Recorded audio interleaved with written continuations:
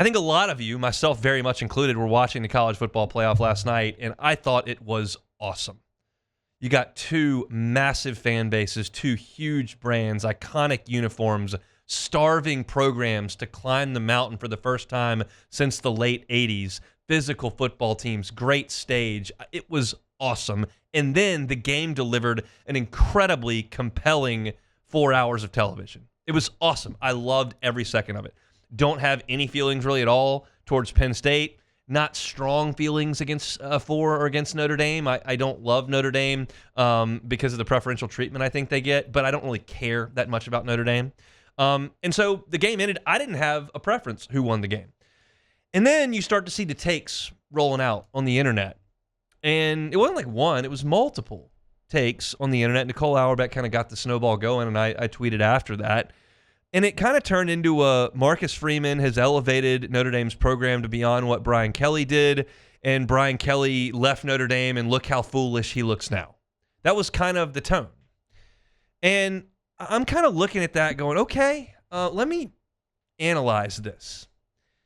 And here's what it comes down to. There are two different parts of this equation. One is Brian Kelly's 3-year tenure at LSU. It's a local story. There's not one person that's an LSU fan, that covers LSU, that's a Minnesota Golden Gophers fan, that's a national football analyst. No one thinks that LSU, through 3 years of Brian Kelly, has reached the potential of this program. No one.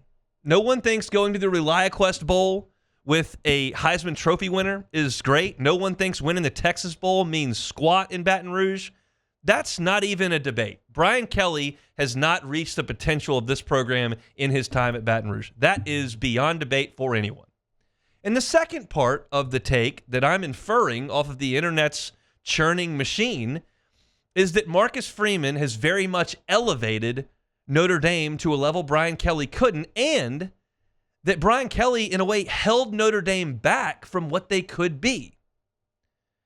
Those are two separate discussions. People try to blend them into one, but they're two very different discussions. I put one of them to bed. Brian Kelly hasn't gotten it done in Baton Rouge. That doesn't mean he won't. I'm not telling you he will, but he hasn't. That part, done. The next part of this equation is, okay, has Marcus Freeman elevated Notre Dame to a level that Brian Kelly couldn't? Well, let's talk about it. Marcus Freeman has gotten Notre Dame to a national championship game. Brian Kelly did that and got annihilated. Marcus Freeman has won a national semifinal. Brian Kelly reached two of those and got annihilated. So Marcus Freeman has done something that Brian Kelly didn't do, which is win a semifinal, but he hasn't gotten all the way to the top of the mountain. So let's analyze those two achievements, shall we? When Brian Kelly got Notre Dame to a national final in 2012, I mentioned he got annihilated. He did.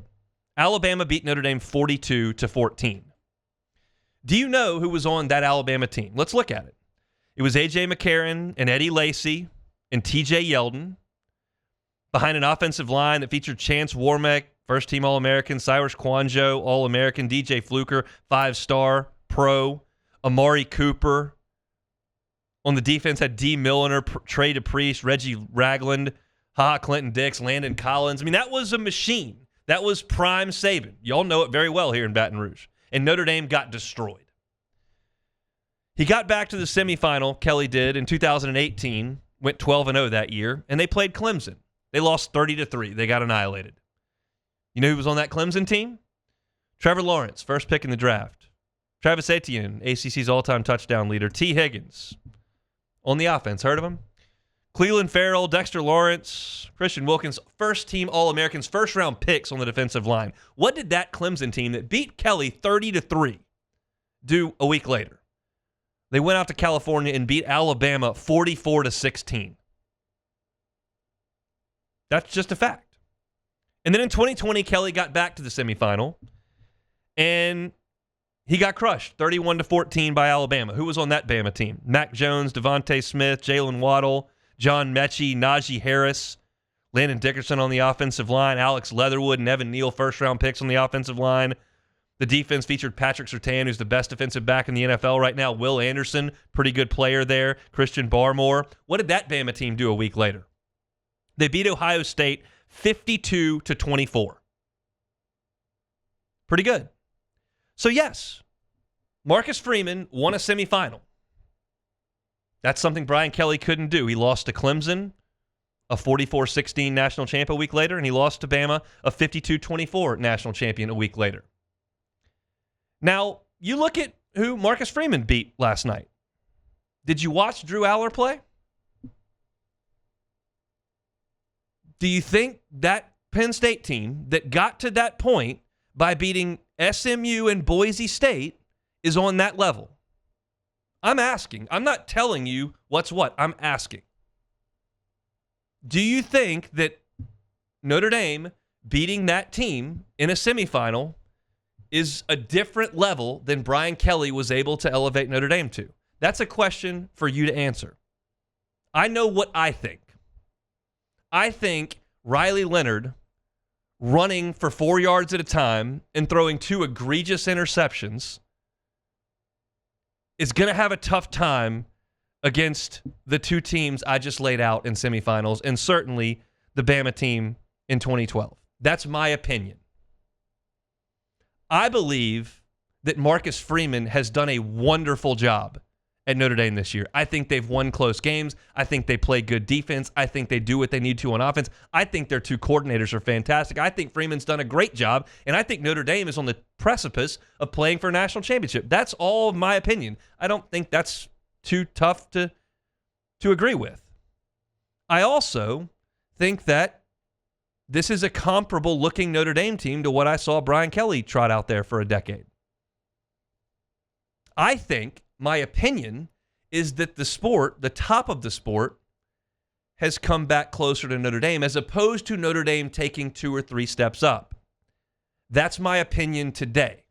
Now, if Ohio State beats Texas tonight by 20 points and then Notre Dame goes to the national championship game and beats Ohio State, I will shut up. And I will tell you that Marcus Freeman has done something Brian Kelly proved he could not in South Bend. That has nothing to do with what Brian Kelly does in Baton Rouge. But in terms of South Bend, yes, Marcus Freeman will have proven me wrong. But to this point, Marcus Freeman has taken this classic Notre Dame schedule that they put together on their own without a conference. He lost to Northern Illinois. He ran through a bunch of mediocre football teams, including a Florida State and USC team that just aren't what they could be. He got to the playoff. He won a home game against Indiana. He went to the Superdome and played Georgia and played a good game and beat a backup quarterback and won that football game. And that's a solid win. And then you played Penn State, who everybody has claimed for a decade can't get anything done in big games, and then beat SMU and Boise State. And now we're claiming that Marcus Freeman has elevated Notre Dame to a spot that Brian Kelly couldn't do it. I just don't believe that. I could be proven wrong in a week, and I'll absolutely sit here and eat crow. But as I sit here today, I think that Marcus Freeman has just kind of continued what Brian Kelly did. Brian Kelly usually won 9, 10, 11, 12 games.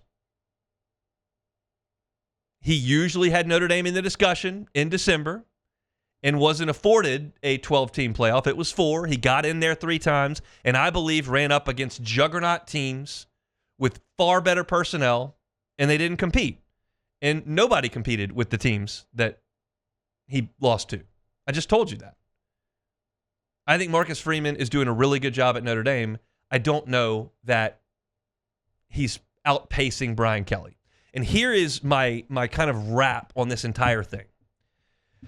To me, my take is not a hot one. It's not a sizzling one. It's, hey, good job, Marcus Freeman. Really solid stuff. Good coordinators. Solid wins. Got a chance to do something great.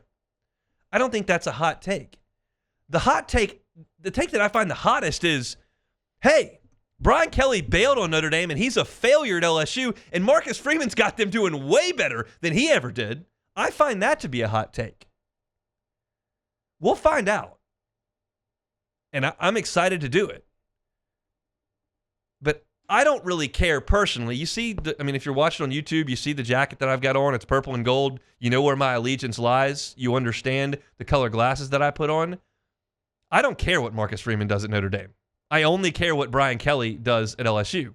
I don't care what Brian Kelly did at Notre Dame. I only care what he does at LSU. I don't have to continue to play this juggling game of who won the trade-off. It's like I don't care what Brian Kelly and Billy Napier are doing at the same time. I don't care what Ed Ogeron and Tom Herman are doing at the same time. What is the LSU guy doing? That's all I care about. And I feel like most people in Baton Rouge share that sentiment. But the national media, which does not like Brian Kelly because he's aloof, because he can get animated on the sideline,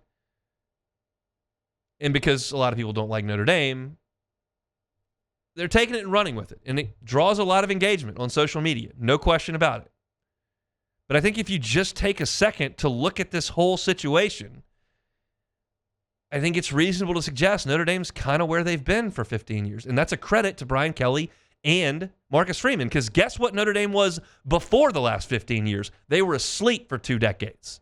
Bob Davie and Tyrone Willingham, Charlie Weiss getting dusted in big-time games. Kelly revived that. Freeman's extended it. Good for Kelly, good for Freeman. We'll see what Notre Dame can do in the final game of the season. If Freeman can win that game, you take the banner. If they get beat by 25, Notre Dame's right back to square one. The square one that Kelly started, not the square one that Bob Davie created. Hey, thanks for watching Hunt on LSU. Before you get out of here, do us a couple of favors. Hit that like button, leave your comments below, and subscribe to the channel for all your Fighting Tiger football talk. See you next time.